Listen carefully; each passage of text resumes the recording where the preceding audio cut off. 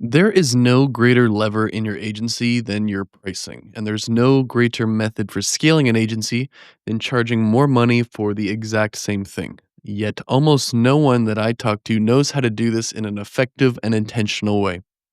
The reason that pricing is so powerful because a price increase adds pure margin to your bottom line. And this margin can be used to reinvest in better hires that are more competent and you'll spend less time babysitting. You could reinvest them in paid ads. You could reinvest them in more outreach capacity, such as more profiles, more inboxes, and all that kind of stuff. You can invest them in better content, and then you can invest them in more tools and software and your sales team and so on. So this increase in pricing actually leads to more sales that also have an increase in pricing. In this video, I'm going to go over the exact pricing strategy that I think agencies should use to scale to 10 million per year or more. So the first step in this pricing strategy is to get to a baseline of $200, $250 per hour or more in terms of an effectively hourly rate. So this means that if whatever product or service you're offering takes 10 hours to fulfill, you should charge a minimum of $2,500 or more. Why is that important? Well, after customer acquisition costs, appointment setting costs, closing costs, labor, softwares, tools, taxes, all that kind of stuff, there just isn't that much money left over to scale if you're charging less than $250 per hour for your services. So, how do you measure that? Over the next month, I think you should change to a time tracking tool for all of your employees and try to get an accurate measurement of just how long it takes them to do a job for maybe a sample size of 5 clients. If you are charging a monthly retainer of, let's say, $5,000, for example, for client A, B, C, D, and E, it should take your employees on average 20 hours or less combined between all of the people that work on it, or you are undercharging and you're not really set up to scale.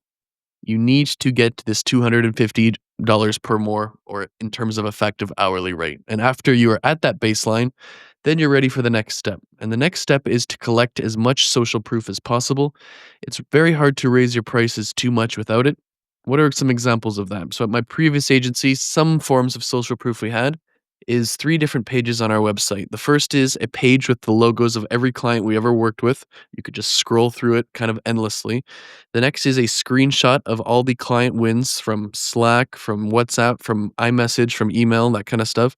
And then we had a page with our case studies. Those are just kind of an example of what you can do. There's a lot more.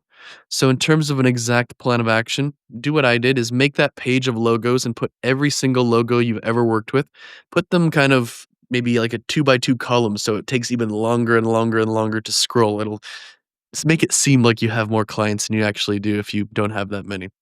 The next is to make a page for screenshots of client wins. So get a VA to go through historically all your messages, your WhatsApp, your Microsoft Teams if you use it, your emails, your Slack, and any other channel from the beginning of time to now. It might take them a long time to do this, and take screenshots of every single win and post on this page. Again, try to make them going all the way down in the center so there's just one column and make it an endless scroll of client wins. Probably take 10, 15, 20 minutes to scroll through it at a reasonable pace if you make it in one column.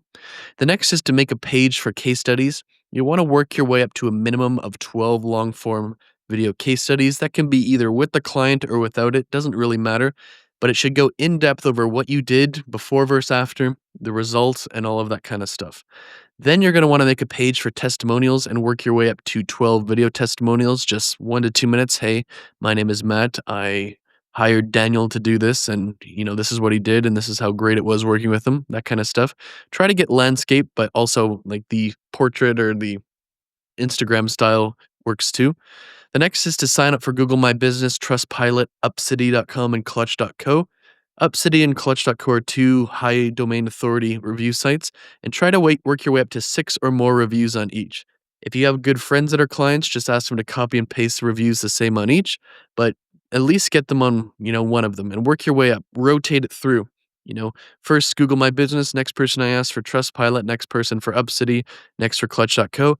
If you have dozens and dozens of reviews on all of those sites, all showing up in Google when someone searches you, it looks really good. And these third-party reviews are a lot more believable than ones that are just written on your site, even if they're the exact same thing.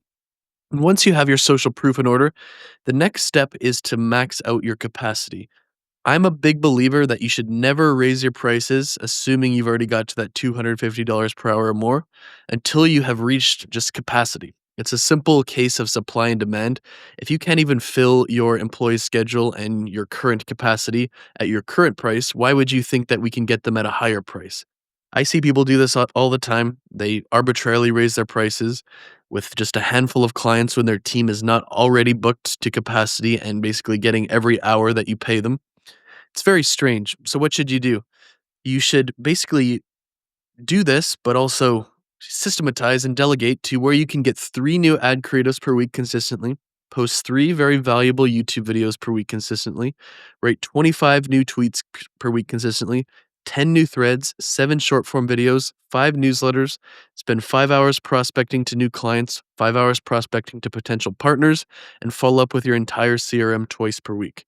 You don't necessarily need to be the one that does all those things, but you should spend all of your time building a system to ensure all of those 9 outputs get done every single week on autopilot. Once you do this, you're going to be generating as many leads as you can possibly handle, and you'll be fully booked, and then you'll be ready for the next step. Don't do the next step until you're fully booked. So if you're not fully booked already, make sure you quit watching the video at this step. So once you're fully booked, the final piece has to do with your sales metrics. So chances are, if you've gotten to this point of the $250 per hourly rate or more and you're fully booked, you probably have 1 or 2 sales reps at least, or maybe even a small sales team. The main metric that you want to use to gauge whether or not you should increase the price is the close rate of your sales team from cold traffic. So content, paid ads, outreach. Don't count referrals in this if you can, because it'll just skew the data.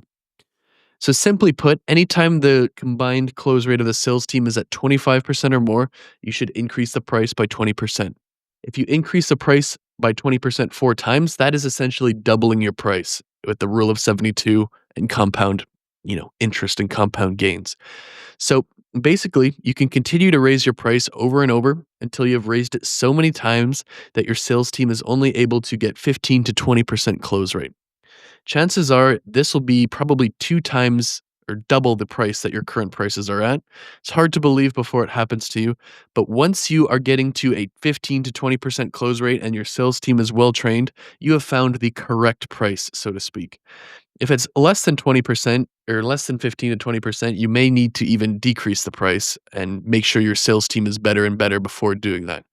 The reason that you always want to be at a 15 to 20% close rate is it's a good balance between you're getting enough clients and closing enough deals to replace your churn, but also it is enough people are saying no that you don't want to work with, and the ones that say yes are the most serious and the highest paying people.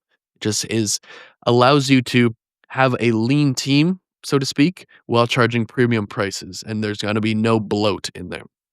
So once you have found that 15 to 20% close rate and your price is as high as you possibly can for the time being, you're going to be much better off training your sales team to close better, creating better offers, building a better personal brand, training your operations team to deliver a better service than you're going to be worrying about, spend time worrying about increasing prices further. This strategy is really necessary to scale to 10 million or more per year, and it unlocks a whole new level of scale because the increase in price is all margin.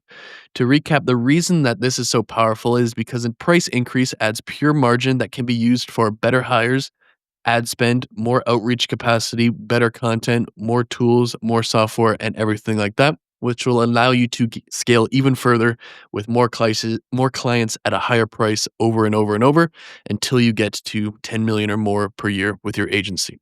So I hope this video was valuable. Thank you for watching, and I'll see you in the next one.